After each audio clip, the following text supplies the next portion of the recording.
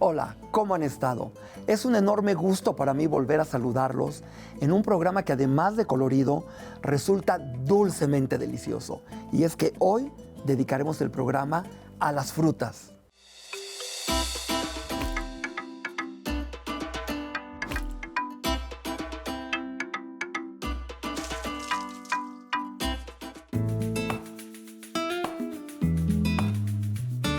En el lugar más colorido de un mercado se reúne la mezcla de los aromas originarios de varios continentes. Un puesto de frutas huele a Asia y a su mango, durazno, uva, limón, naranja, mandarina, lichi y plátano. América y su papaya, piña, aguacate, tuna, zapote, guayaba y guanábana. África y su sandía y melón. Europa y su fresa, zarzamora y frambuesa. Después de un largo tiempo de domesticación y mezcla de culturas, algunos árboles frutales de allá se cultivan aquí, y las que no son originarias de estas tierras también crecen por allá si el clima lo permite. Cada fruta tiene su propia historia evolutiva moldeada por las personas y los ambientes en los que se cultiva alrededor del mundo. Y en cada lugar toma las características del suelo y del clima, mientras que los gustos y necesidades modifican su resultado final, el fruto. Las frutas pueden ser frutos, pero no todos los frutos son frutas. Suena confuso, pero la diferencia está en que para los biólogos, los frutos se encargan de la protección de las semillas, pero en la gastronomía solo hay interés en los frutos que son comestibles, o sea, las frutas. Hay frutos secos, o las que conocemos como frutas, usadas como postres o endulzantes de comidas que contienen gran cantidad de agua, vitaminas, sales minerales y antioxidantes. Provienen de plantas que producen flores. El banano es el único frutal comercial que crece en suelos muy húmedos, pero el resto deben desarrollarse en un equilibrio de sol y humedad. Aunque les va bien la luz solar directa, son poco resistentes a los climas secos. Por eso requieren riegos constantes durante las temporadas de sequías. Menos las cactáceas que proveen tuna, pitaya, pitahaya y biznaga. En general, los frutales tienen un tallo principal del que emergen otras ramas donde cuelgan sus frutos. Se clasifican dependiendo del tipo de fruto que producen. Los hay de frutos tiernos con hueso en su interior como el ciruelo, de frutos tiernos con semillas en su interior como el manzano, y también están los de frutos secos como el avellano. Pocos países como México disfrutan de una diversidad tan amplia de frutales. Todo se debe en gran parte a sus variados climas. En las zonas templadas crece la manzana y el durazno. En el desierto, la tuna y la biznaga. En los climas cálidos hay sandía, piña, mango y papaya principalmente. La papaya es conocida en la biología como carica papaya y tiene su origen en Mesoamérica. Es un fruto ovalado de color anaranjado que puede medir hasta 30 centímetros de largo. Dentro hay decenas de semillas negras y una pulpa jugosa. Proviene de un frutal que crece en casi cualquier clima tropical. En México proporciona frutos cada mes, aunque con mayor frecuencia en abril. Y hay un platillo mexicano que combina con el sabor de frutos jugosos y secos, de temporada o no, el chile en nogada. La receta puede variar, pero es un chile poblano relleno de carne y fruta, bañado en una salsa de nuez y acompañado por granos de granada. En el relleno hay varias frutas. La manzana, que es conocida científicamente como Malus domestica, proviene de un árbol de entre 1,5 metros y 7 metros de altura. El color de su piel va desde el amarillo o verde claro hasta el rojo oscuro, y en su interior hay semillas de color café. A este platillo hay quien le agrega piña, Ananas comosus L. Crece en una planta de entre 1 metro y 1,5 metros de altura. Es una fruta ovalada y tiene una piel gruesa. Su pulpa es amarillenta y en la parte superior hay una corona de hojas verdes y gruesas. A esta mezcla se suma la pera, o Pyrus communis. Es una fruta con orígenes compartidos entre Asia y Europa. Hay peras de color café, verde y amarillo que son recolectadas entre agosto y octubre de árboles que pueden medir hasta 20 metros de altura. También se le puede agregar durazno, científicamente conocido como Prunus persica. Su piel es delgada y más o menos dura, y dentro del fruto de color naranja hay un hueso rugoso. Este fruto se da entre mayo y septiembre en un árbol que puede medir entre 6 y 8 metros de altura. La nogada es una salsa blanquecina preparada principalmente con nuez de Castilla, un fruto seco de origen español. Su nombre científico es Juglans regia y se cultiva en árboles con una altura de hasta 25 metros. Uno de los ingredientes característicos del chile en nogada es la granada roja o Punica granatum. Es una fruta de color rojo intenso compuesta por una gran cantidad de granos jugosos y dulces. También, como relleno de platillos dulces y salados, existen frutos de muchos colores y texturas, con múltiples usos en la gastronomía. Se pueden preparar aguas y mermeladas. Son la base de la fermentación de bebidas alcohólicas como la sidra y el vino, o incluso tienen un papel importante en la elaboración de salsas. La diversidad mexicana en el cultivo de frutas permite la fusión de culturas, aromas y sabores. La diversidad mexicana en el cultivo de frutales permite la fusión de culturas, aromas y sabores. De acuerdo con el gobierno mexicano, la producción de frutales más destacada del país proviene del mango, la manzana, la guayaba, el durazno, la nuez pecanera y la pera. Entre ellas y el resto de las frutas que se producen en México, hay un gran aporte nutricional al alcance de un árbol o del puesto de un mercado. ¿Quién no cantó en la infancia una mexicana que fruta vendía? Estos deliciosos frutos que desde niños nos han deleitado el paladar y que además de tener frutas nativas de México, las que nos llegaron durante la conquista, se aclimataron de tal manera que nuestro país se convirtió en un Edén perfecto para los nuevos árboles frutales que desarrollaron características propias, que en algunas especies los cultivos domesticados en México resultaron superiores a los de las tierras de origen. Tal es el caso del mango Manila y Ataulfo, el plátano tabasco o las manzanas de Chihuahua. Y es que prácticamente es imposible pensar en un desayuno sin la presencia de la fruta. ¿Pero qué frutas son mexicanas? Pues varias. Les mencionaré las más conocidas: papaya, guayaba, mamey, zapote, chicozapote, la guanábana, el tejocote, el capulín, nanche, tuna, pitahayas.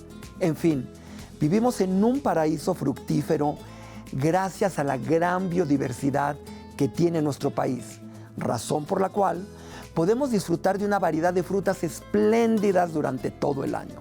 Antes de la llegada de los españoles a América, el gran imperio azteca ya le daba una gran importancia a la comida. Las frutas ocupaban un lugar especial, pues ellos consideraban que comer fruta era una especie de fuente de la juventud que mantenía la piel de las mujeres muy tersa por sus propiedades. Se habla también de trueques de joyas y oro por una muy buena cantidad de mangos, piñas o papayas, recién traídas de la costa de Veracruz en cargamentos procedentes de las Antillas. Y es muy conocido que el emperador Moctezuma Xocoyotzin era agasajado con más de una docena de platillos en sus comidas, en las cuales, por supuesto, las frutas eran parte indispensable del menú, ya sea como postre, agua de sabor o incluso como platillo principal. Cuenta la leyenda que el ejército de Cortés, cuando llegó a Tenochtitlan, por miedo de ser envenenados con platillos para ellos muy raros como huevos de mosco o escamoles, se alimentaban de fruta únicamente. Y empecemos por hablar de las frutas que más se producen y que también más consumimos y exportamos. La guayaba, Psidium guajava, es una fruta tropical de América Central, especialmente de México. Su árbol, denominado comúnmente como guayabo, es familia del mirto y del eucalipto. Actualmente se cultiva en muchos países con zonas cálidas más pegadas a los trópicos. También es una de las frutas más utilizadas en la medicina naturista y en la industria de las mermeladas, jaleas y repostería. Hay varios tipos de guayabas y se caracterizan por tener un sabor entre pera, fresa y membrillo. Cuando llegan a su punto óptimo de madurez, liberan un olor fuerte y agradable. Su alto contenido de potasio y vitamina C la hace una fruta ideal para los deportistas. También es rica en ácido fólico y fibra, haciéndola una de las frutas más completas y saludables. Ahora, si eres fumador, agrégala a tu dieta diaria. Su alto contenido de antioxidantes protegerá tu cuerpo y además te ayudará a combatir el mal aliento. Al ser rica en vitamina A, ayuda a prevenir la formación de cataratas. La papaya, Carica papaya, es originaria de México, aunque algunos autores señalan el origen en Perú. Lo cierto es que desde nuestro país se propaga al resto de los países tropicales. A inicios de los años 1500, inicia su dispersión cuando los españoles la llevan a Panamá y República Dominicana. Posteriormente, los portugueses la llevaron a Filipinas, Malasia y la India. La papaya es una fruta muy utilizada también en medicina, ya que la papaína es una enzima que desempeña una función fundamental en el proceso digestivo al participar en la descomposición de fuertes fibras de proteína. Y estoy en un verdadero paraíso, Coatlán del Río, lugar que es emblemático por tener los frutos mexicanos que crecen en esta bendita tierra. Vamos a buscar estos árboles para conocer más de los productos de nuestra tierra.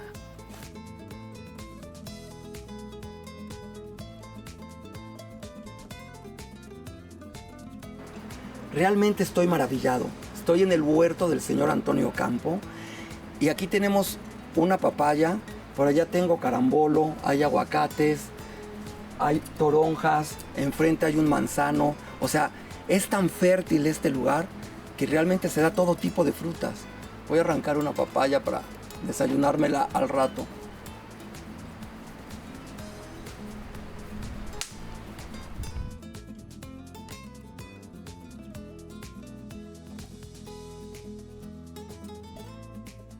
El mamey, Poteira zapota, es originario de las selvas del sur de México y Centroamérica. El árbol es similar en apariencia a la magnolia, llegando a alcanzar hasta 20 metros de altura en zonas tropicales. Su fruto en realidad es una baya de pulpa firme, aromática y muy dulce de sabor agradable, por lo cual se consume directamente como fruta en la elaboración de postres y bebidas. Zapotes, zapotl en lengua náhuatl, es el nombre usado para varias frutas tropicales y subtropicales comunes en Mesoamérica. Hoy en día están presentes en los mercados con diferentes variedades, colores y sabores, pero siempre con el nombre común del origen náhuatl.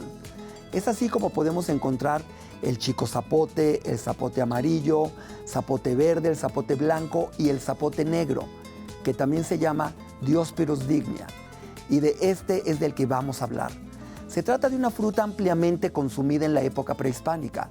El zapote negro, que a simple vista puede desconcertar por el color de su pulpa, es en realidad un fruto dulce y de textura cremosa, con una consistencia parecida a la del mousse de chocolate y con sabor a caramelo. Es rico en carbohidratos, vitamina A y C. En la medicina tradicional se le utilizaba como un laxante suave. La guanábana tiene su origen que va desde la región tropical del sur de México, pasando por Centroamérica y las Antillas hasta la parte norte de Sudamérica. En 1526, Gonzalo Fernández de Oviedo describe cómo la guanábana es muy abundante en las Indias occidentales y fue uno de los primeros árboles frutales llevados desde América a los trópicos del Viejo Mundo. Actualmente crece en áreas tropicales y húmedas a escala mundial. Su sabor es dulce con un ligero sabor ácido. Además de ser deliciosa, ayuda a tener una piel joven y radiante, gracias a la cantidad de antioxidantes y vitamina C que proporciona al cuerpo. También es considerada uno de los más poderosos anticancerígenos, debido a su alta concentración de acetogeninas. Los antiguos nativos de Mesoamérica pueden haber utilizado la planta del nopal desde hace aproximadamente 12,000 años para el tratamiento de heridas y dolencias, que hasta el día de hoy se siguen utilizando para estos malestares. Investigaciones modernas sugieren nuevos e importantes usos medicinales para el nopal, principalmente en el tratamiento de la diabetes. La mayoría de los investigadores sugieren que el origen de la tuna, que es el fruto del nopal, tiene dos centros principales: la meseta central de México y en la falda oeste de los Andes entre Perú y Bolivia. Pero fue de México donde fue llevada a España y desde allí distribuida hacia otros países del mundo. En México se cultivan 5 tipos de tunas principalmente. La tuna roja. Su concentración de azúcar es mayor a la de otras tunas. Ayuda a regular el sistema cardíaco y a prevenir enfermedades del corazón. La tuna blanca es la más conocida y consumida en el país. Contiene grandes cantidades de agua, lo que la hace una fruta favorita para refrescar y prevenir la deshidratación. También regula los niveles de azúcar en la sangre. El xoconostle es muy utilizada en la cocina mexicana, en la preparación del famoso mole de olla. También se ocupa en la elaboración de mermeladas y salsas. Esta variedad es muy ácida, por lo que se cree que en la época prehispánica era utilizada precisamente por su acidez para conservar los alimentos. Las siguientes dos frutas, que también son muy mexicanas, vienen de cactáceas y no de arbustos. Estas son las pitayas y las pitahayas. La pitahaya también es una tuna, aunque es la especie más vistosa y colorida. Se le conoce también como fruta del dragón. La pulpa puede ser blanca o roja, con un sabor muy dulce y pequeñas semillas. La pitahaya pertenece al género Hylocereus, y aunque se trata de un fruto proveniente de una cactácea, esta no tiene espinas. Su flor es la más grande de todas las cactáceas. Es una fruta rica en vitamina C, hierro, calcio y fósforo. Con ella se elabora un agua deliciosa y muy refrescante. Es muy común que se confunda la pitahaya con la pitaya. Sin embargo, pertenecen a géneros distintos. La pitaya proviene del género Stenocereus. Se trata de una fruta de forma ovoide y cubierta de espinas, más parecida a las tunas. Su pulpa puede ser de color blanca, roja, amarilla, morada y violeta. Su sabor es muy dulce, pero la diferencia está en que crecen cactáceas columnarias, como los órganos y los saguaros. El principal productor es Oaxaca, aunque también se le encuentra en Puebla, Jalisco y Sonora. ¿Y la sandía? ¿Será mexicana? ¿Será melón? ¿Será sandía? ¿Ustedes qué creen? Pues no. Aunque es un símbolo de mexicanidad por sus colores patrios, es originaria del sur de África. Los primeros vestigios se hallan en el desierto del Kalahari, aunque su mayor cultivo se dio en Egipto, de donde se distribuyó a Europa y Asia, llegando a nuestro país durante la conquista a bordo de la nao de China. Rufino Tamayo usa esta fruta en varias de sus obras más famosas, y el cuadro de la mujer con sandía es de los más recordados del artista. Pero la sandía para Tamayo representaba su proceso creativo y la búsqueda de la universalidad en el arte. Y al estar hablando de frutas, no podemos dejar a un lado a la fruta cristalizada, que es un postre típico de México, a diferencia de la fruta confitada que se elabora en otras partes del mundo. La fruta cristalizada implica la cocción con cal viva de las frutas, de manera similar a la que se prepara el nixtamal del maíz, pero no es lo mismo. Las frutas utilizadas para la cristalización son sumergidas en una solución de agua y cal por un día. Después, son sumergidas en un almíbar de azúcar o piloncillo para endulzarlas y conservarlas en buen estado. Al terminar el proceso de cristalización, la superficie de las frutas se seca y endurece. La elaboración artesanal de estos dulces es muy tradicional en el centro de México, especialmente en la zona de Xochimilco, donde el pueblo de Santa Cruz, Acalpizca, celebra anualmente la Feria de las Frutas Cristalizadas. Y después de haber conocido un poco más sobre las frutas de México, vayamos a Esgamex, la escuela mexicana de gastronomía que fundaron Yuri de Gortari y Edmundo Escamilla, para ver qué sorpresa nos tienen, y aprovecharé el camino para detenerme a ver qué frutas me encuentro en el tianguis de la Colonia Condesa. Acompáñenme. Una roja, ya le vamos a dar ahora capulín, digo capulín de cereza.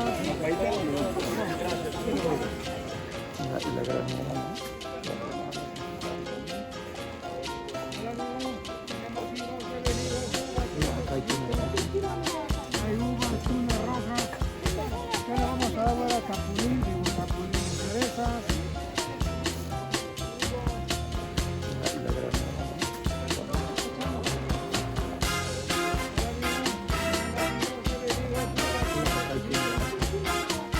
Hola Joel, ¿qué tal? Gustazo verte. Qué gusto. Pues justo llegando aquí para la preparación del manchamanteles, pero veo que ya avanzaste un buen.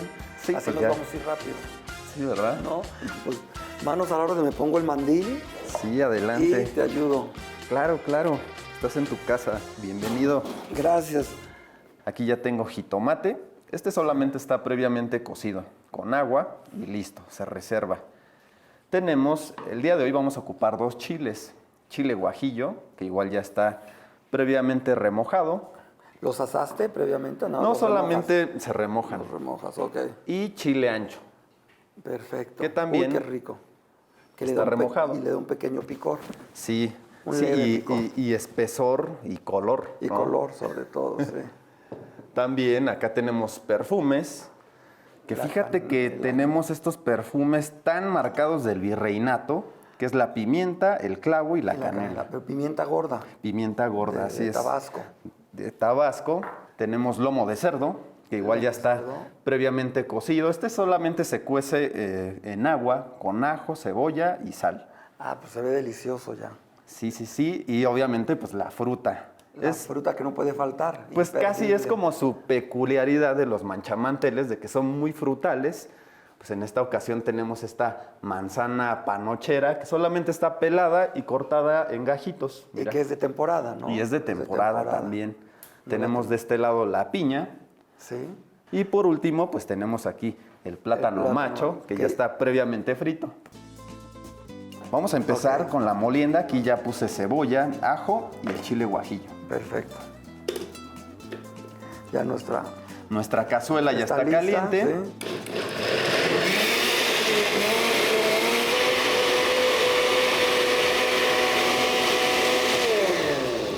¿Quieres? Pásame la coladera, yo te ayudo aquí. Sí, muchas gracias, Joel. Mira, Vamos. te voy a pasar este pasapuré Perfecto. para que sea más fácil bajar esta molienda.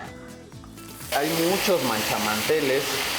Este manchamanteles, pues, como te había comentado, es poblano. A ver, aquí ya tengo deja empezarle a mover aquí. Sí, Y ya desprende el aroma del chile, qué rico. y voy a recargar y voy a continuar con la molienda. Ok. Y voy a empezar a moler el chile. El chile ancho, perfecto. Entonces me decías que hay con achiote. Hay con pasta de achiote y a veces cambian estas frutas, guarniciones. Ok. Podemos encontrar calabaza de Castilla. Ah, qué delicia. Igual le da este toque dulce, ¿no? Claro. Podemos encontrar también pera. Habrá con yuca, camote. Hay con camote, Ajá. sobre todo con camote blanco, como que es muy apreciado en la época, ¿sabes? Ok. Me encanta esta etapa del siglo XIX porque ya vemos este esplendor de este barroco con muchas texturas, con muchos ingredientes, condimentos y demás, ¿no? Claro, es que es maravillosa la cocina mexicana porque es bien barroca. Sí, eso Amo me lo barroco, encanta. me encanta Sí. echarle muchas cosas a todo. Pues hablando de barroco, vamos a agregarle la canela, que bueno, la va a darle canela. un saborzazo. Ahora, algo muy importante, ¿Qué vamos a su agregar? sal. La sal, claro, no puede. Su sal, que yo he aprendido con cocineras tradicionales que hay que ponerla en forma de cruz, un Ok. tanto para echarle la bendición Para que nos quede delicioso, que seguro con y nos va a quedar la delicioso. receta de nuestro querido Yuri de Gortari, tu experiencia, va a quedar fenomenal esto. Sí, seguro que está aquí Yuri. Yuri está aquí en espíritu y Edmundo ayudando, también. Y el maestro Edmundo Claro que también. sí, se siente su energía. Su pimienta También en forma de cruz. en forma de cruz.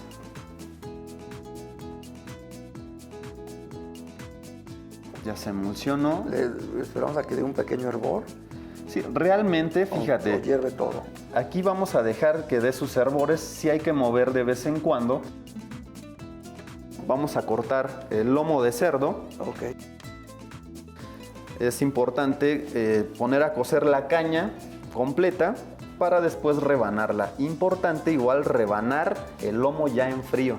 Si lo rebanas recién salido de la olla, se puede desbaratar un poco. Ajá. Vamos a hacer unas Aparte de que te rebanadas. quemas las manos. También. ¿No? Un poco. Esto lo dejamos alrededor de 30 minutos en olla de presión.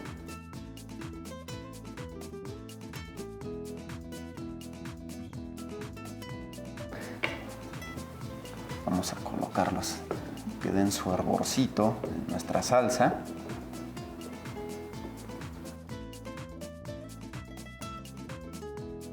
Llegó la hora de agregar la piña. Ok, que ya soltó su miel. Ya soltó su miel. Mira, ahí va su miel, ahí va su almíbar. Todo ese juguito es Ahí va el muy almíbar. importante agregarle agua, no te vaya Ya a me, a ver, manchar voy a bajar el azúcar con jugo. toda esta mielecita, que es muy importante y le va a dar mucho Importantísima, sabor. sí. Es una potencia de sabores aquí, de olores, que bueno. Voy a probar, a ver si ya nos quedó de sal, a ver Sí, cómo va adelante, agarrando adelante.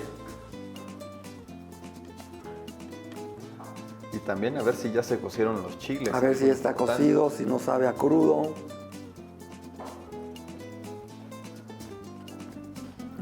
Ahí va. Vamos a agregarle la manzana, que ya la tenemos pelada y cortada. A ver, deja ayudarte para que no nos salte aquí. Despacito. Despacito. Ahí está.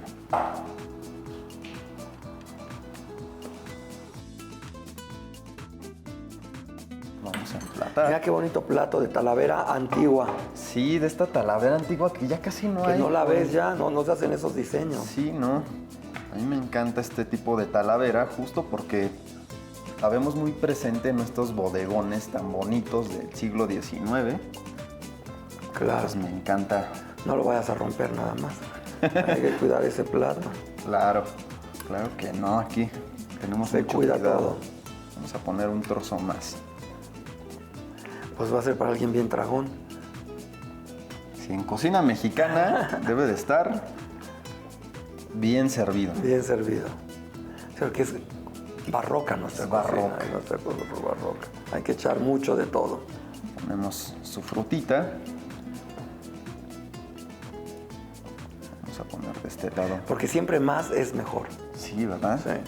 No, pero aún así, fíjate que eso es lo interesante de nuestro barroco. Aquí que tenemos nuestros platanitos.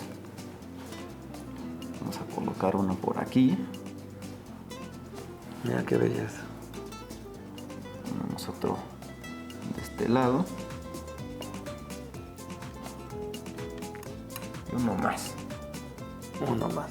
Ahí está. ¿Qué te parece nuestro manchamanteles? Divino, divino. Me encanta y ya quiero probar.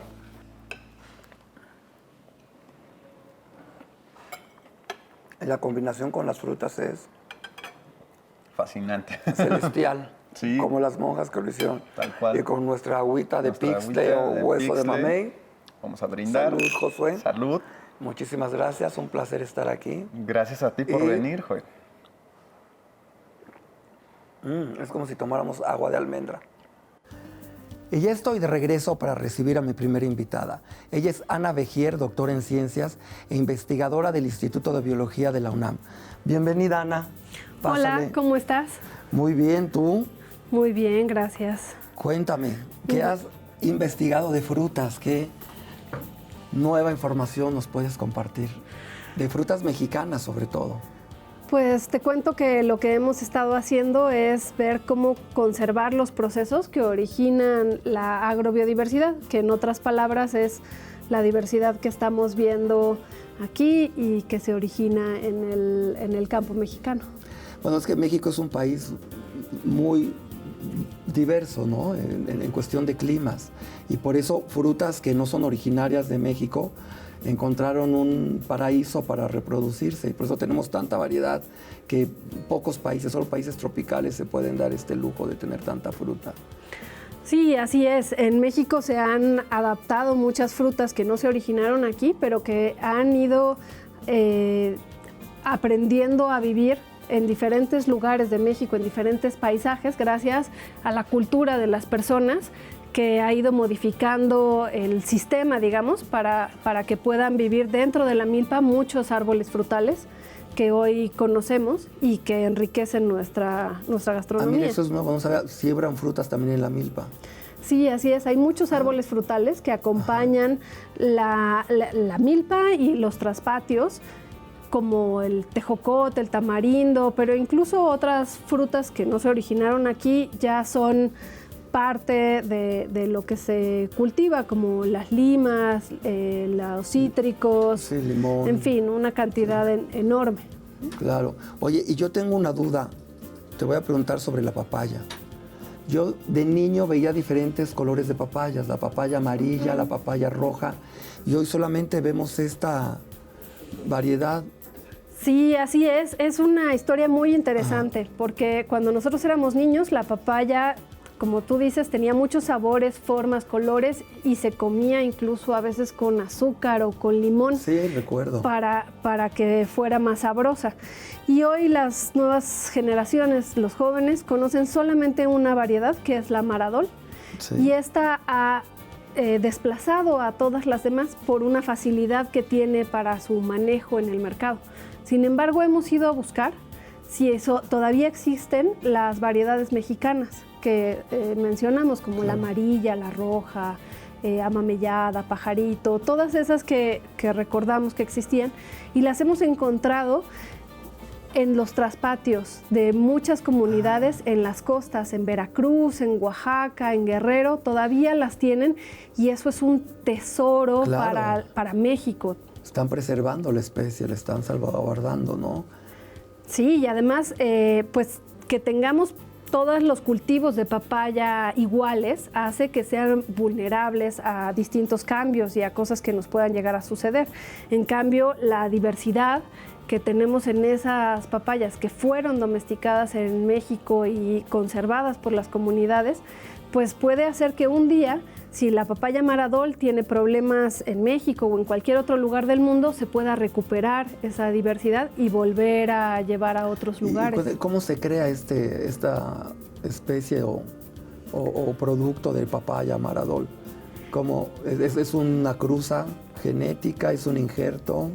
Sí, la historia dice que un señor que se llamaba Adolfo con su esposa María en Cuba, por eso se llama Maradol, hicieron el mejoramiento de esta papaya, y como realmente es rica, es sabrosa y sobre todo tiene larga vida en anaquel, o sea, dura más tiempo y es fácil de cultivar, pues entonces fue siendo adoptada hasta el punto en el que ahora, por promociones de mercado y porque se busca que todos podamos ir a ciertos mercados y encontrar los mismos productos, esta variedad ha desplazado a las otras. Pero ahora, cuenta, a mí me llama mucho la atención la pitahaya, que son pues, parientes de las tunas, pero vienen de cactáceas.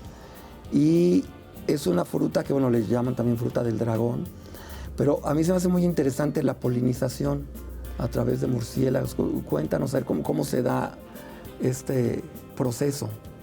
Pues la polinización de muchísimas de las cactáceas y de plantas suculentas se da a través de murciélagos.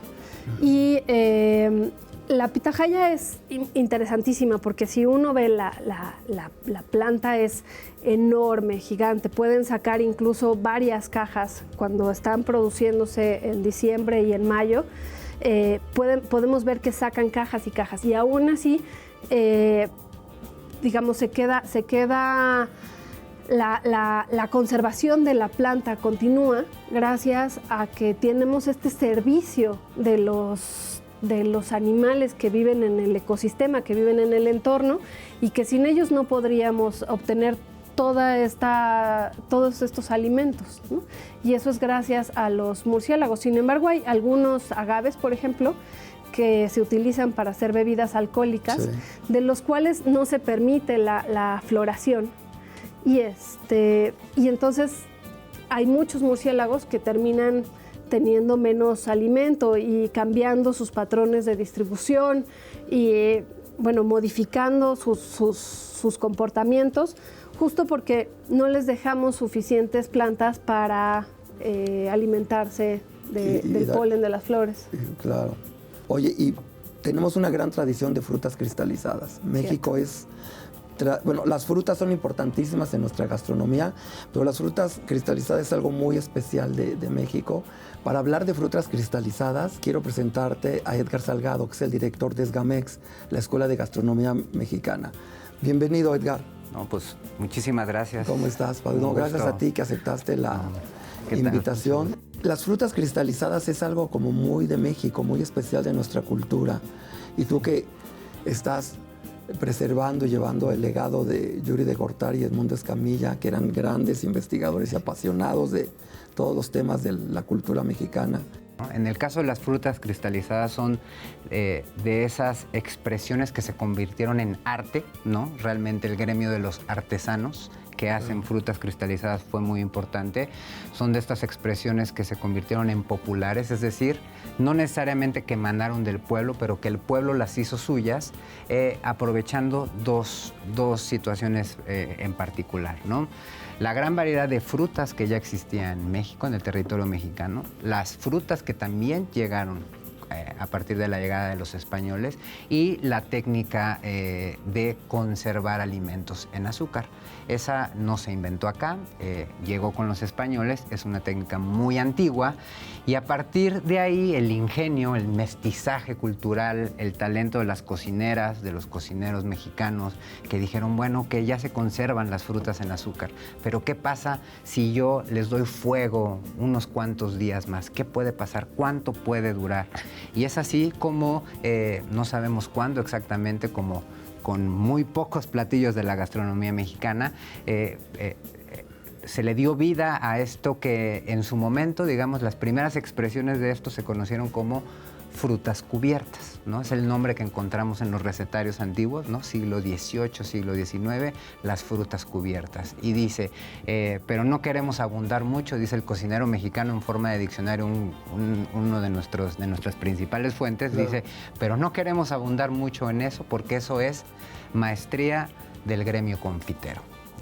Es decir, que con toda esta herencia de los gremios de artesanos, pero de cualquier cantidad de disciplinas, había el gremio de los confiteros, ¿no? Que eran los encargados. Qué interesante. Los encargados de mantener viva como la actividad económica. Tenían sus aprendices, los grandes maestros, ¿no? Mismos que a su vez se iban a convertir tarde o temprano en maestros confiteros, ¿no? Que no nada más preparaban este tipo de dulces, sino toda la gran riqueza y diversidad que surgió de los conventos, que surgió en Puebla, que surgió en las cocinas de los palacios virreinales en la Ciudad de México y que en su momento también, pues con todo el crecimiento de la industria azucarera, los trapiches, pues desde luego que es ahí donde el pueblo domina la técnica de trabajar la caña de azúcar, domina la técnica de preparar los dulces y es como empieza esta explosión hacia lo popular y a encontrar todavía hoy en día algunas reminiscencias, tristemente, por ejemplo, en Xochimilco, de familias de larga tradición, ¿no? Dedicadas por más de 200 años al arte de hacer frutas cristalizadas, pero que tristemente están empezando a caer en desuso, como los maestros que trabajan la cantera y los metates y los molcajetes y muchas otras disciplinas.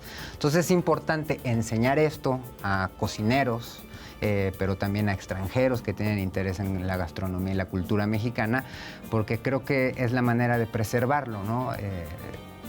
Hablabas de Mundo y Yuri, pues nuestros amigos fundadores de la escuela, queridos mentores y muchas otras cosas más, decían que la gastronomía mexicana no necesitaba ser rescatada. Ahí está, la riqueza ahí está.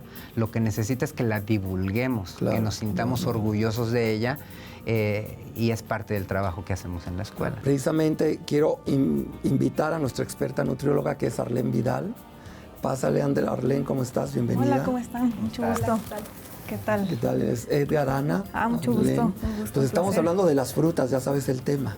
Sí, claro. Y tenemos tanto fruta fresca como cristalizada, que pues sube el valor calórico, ¿no? Pero vamos a ver qué tanto nos aportan, qué nos investigaste, qué nos puedes contar. Bien, bueno, algo que yo amo mucho de México es que somos de los países que más variedad nutricional tenemos en cuanto a cantidad de alimentos, ¿no?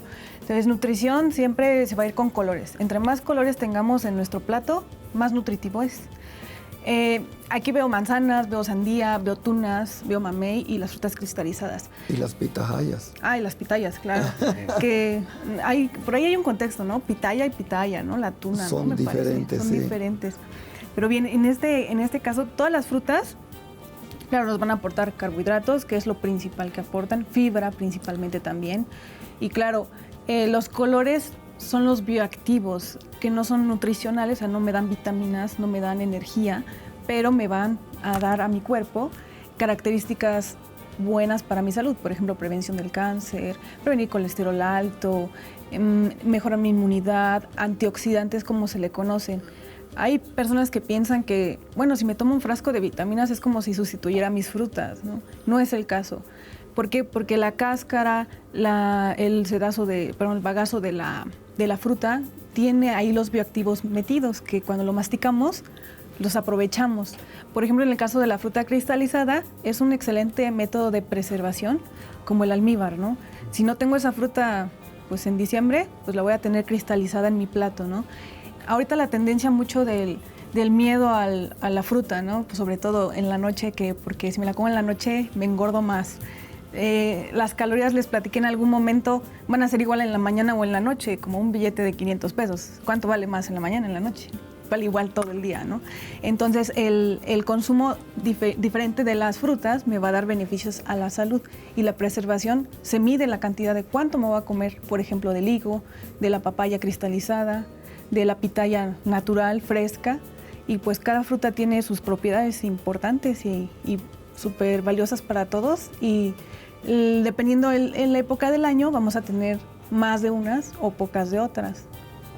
Y va estas dietas keto, ¿no? O libres de carbohidratos que te prohíben cualquier tipo de fruta. Claro, ese es un problema yo creo a nivel mundial, porque nos empujan o nos van dando una educación de que el alimento es malo. Ningún alimento jamás va a ser malo, más bien algún momento hablé de la transición nutricional, que es el desplazamiento de la alimentación por nuevos alimentos, por la implementación de nuevos caminos, ¿no? La globalización, la comida industrializada, procesada, empaquetada, por la facilidad también de la alimentación, es lo que son nuestros obstáculos, como en este caso como nutriólogos, de enseñarle a las personas que se coman una manzana, que no prefieran una barrita empaquetada que es baja en calorías, sino una educación más completa de que incluirlo en la alimentación le beneficia a su salud, y no solamente los frascos, suplementos, que es lo que luego llegan a implementar, que eso es nutrición, ¿no? O alimentación. Para continuar con la conversación, les voy a invitar un delicioso manchamanteles con una rica agua de sandía. ¡Ay, qué rica! Buenísimo. Para celebrar las frutas, y este manchamanteles tiene plátano macho, piña y manzana. ¡Ay, qué rico! Muy bien. Muy bien, hablando de las variedades de plátanos que se consiguen. Claro. Sí. Y a lo mejor algo que les interesaría saber, por ejemplo, el agua de sandía y la sandía.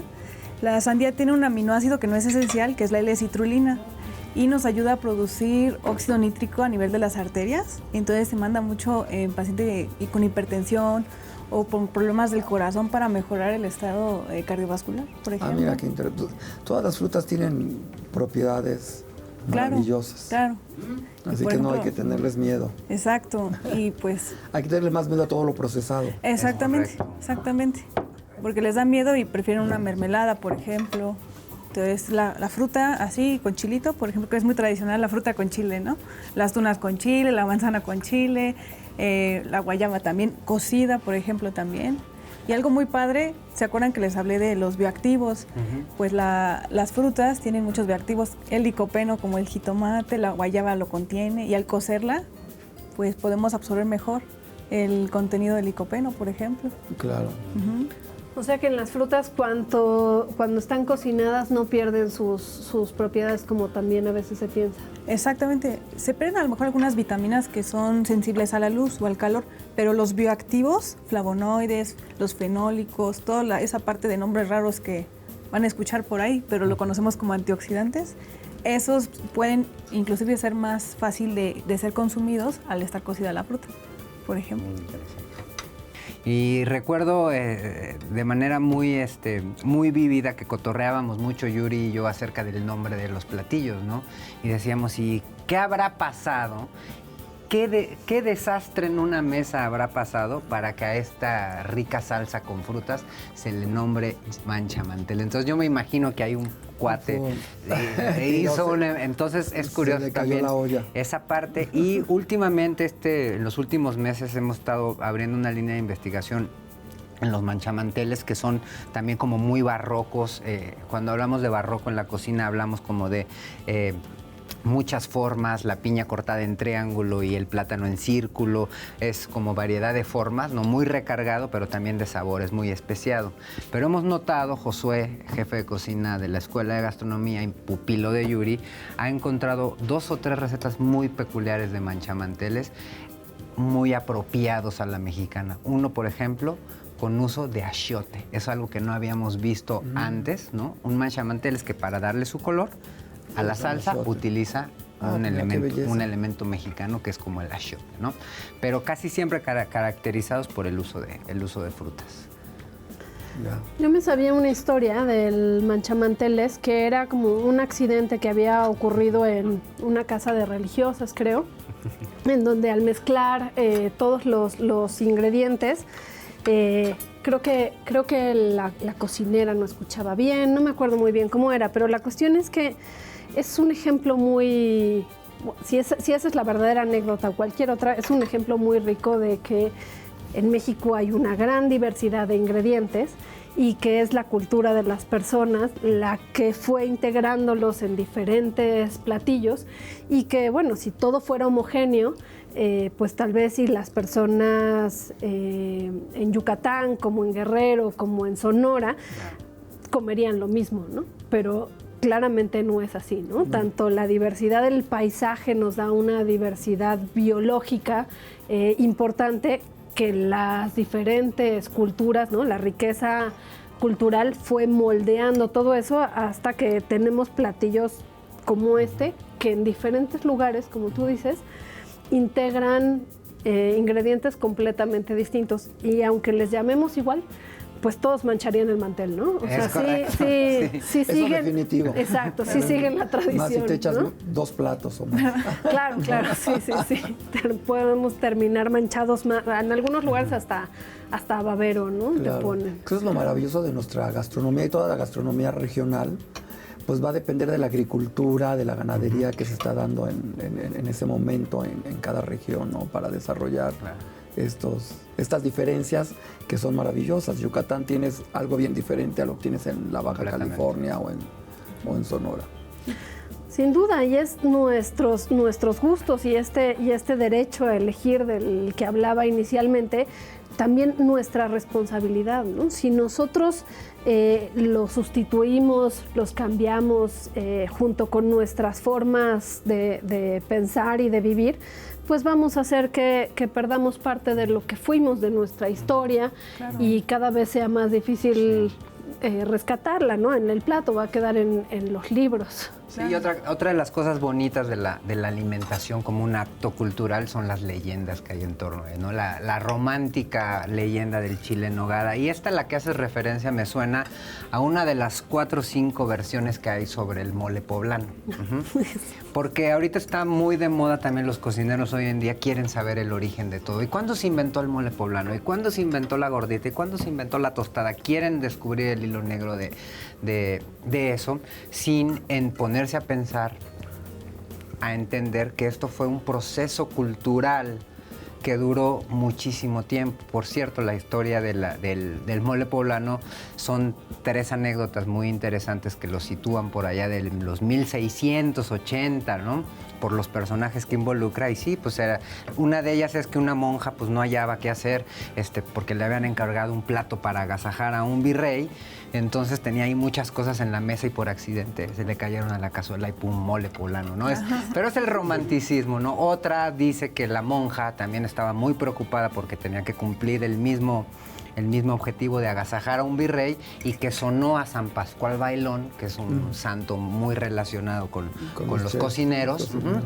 Y que San Pascual Bailón casi le dictó los ingredientes y la receta completa. Entonces la mujer, iluminada por ese sueño, creó el mole poblano. Pero son cosas padres, también bonitas, del dominio popular que le dan otro marco al plato, ¿no? Estamos comiendo cultura en cada bocado. Al consumirlo con ese conocimiento, nosotros también podemos ver parte de ese valor.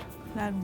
Claro. Nos Y, faltaron pues, las tortillas. Nos faltaron las tortillas, ahí tienes el arroz, ¿no? y la fruta, ahí tienes tus carbohidratos. O sea, hay que agradecer a estas monjas que eran los chefs, los cocineros de la época, eran los laboratorios gastronómicos, los conventos, donde salieron el chile en nogada, el mole, seguro los manchamanteles, tantas recetas que nos da la cocina conventual y tanto postre. Definitivamente les encantaban las frutas, los azúcar y nueces y almendras porque a todo le ponían. Sí, la sociedad novohispana, sobre todo la acomodada, vivía de los excesos de este tipo de platillos, pero otros más, platillos con más de 60 ingredientes, cazuelas muy complejas, pero también los dulces incluso nos llama la atención, nos da mucha risa y ternura como la marquesa Calderón de la Barca en su libro, ¿no?, de cartas que escribió a su familia, relata un poco más hacia el siglo XIX, pero son las reminiscencias de la época colonial, cómo las mujeres de la alta sociedad en México tenían las dentaduras podridas, ¿no? ¿Por qué? Se puso a investigar pues por este alto consumo de dulces y lo comparaba de forma muy bonita con las blancas dentaduras y relucientes que las mujeres indígenas de su servidumbre tenían. Entonces sí hay un gusto muy marcado por el dulce, por el exceso, por el chocolate. Era cultura de esa época. Esos dientes blancos era por el maíz nixtamalizado. Toda la cal les protegía los dientes.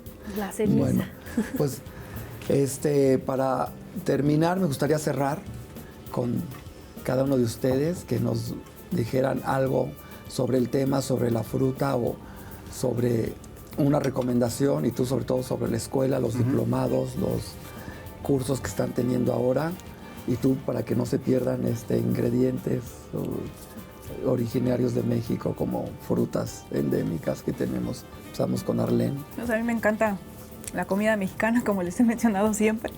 Entonces, que no se pierda el consumo de las frutas. Es nuestro postre y nuestra nutrición en cada uno de esos colores. Y si lo distribuyen en casa, por lo menos consumir 2 frutas al día es bastante y de diferente dependiendo de la temporalidad. No hay que comer algo tan caro para decir que es muy nutritivo, sino las tunas, por ejemplo, son excelentes. Ahorita está la temporada, todo lo que da. Disfrútenlas, la porción es de 2, y no frescas. más. Exacto. Y el mito, me estriño si como tunas. Si comen exceso de fibras, se van a extriñir de la que sea. Entonces, si se comen 2 tunas, no se van a extriñir. Entonces, cómanse sus tunas sabrosas. Gracias, Edgar.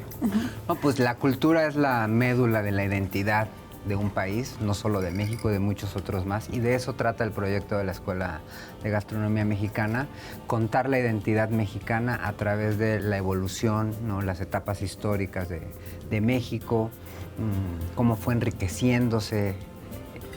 Y nos encanta recibir alumnos, tanto mexicanos como del extranjero, a especializarse en cocina mexicana, justo con este enfoque, no nada más el culinario, sino este enfoque artístico, cultural. Nos metemos análisis de obras, ¿no? Claro.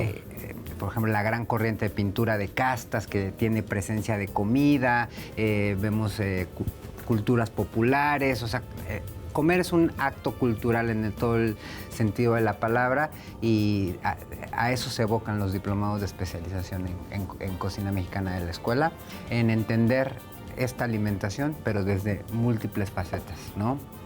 Muchas gracias. Muchas gracias a ti por la invitación. Ana, Pues ¿qué nos podrías a mí me gustaría agregar que, bueno, en el Jardín Botánico del Instituto de Biología de la UNAM se hace muchísima investigación que tiene que ver con la agrobiodiversidad y su conservación. Y es importante que todas las personas vean cuál es su papel dentro de esta conservación.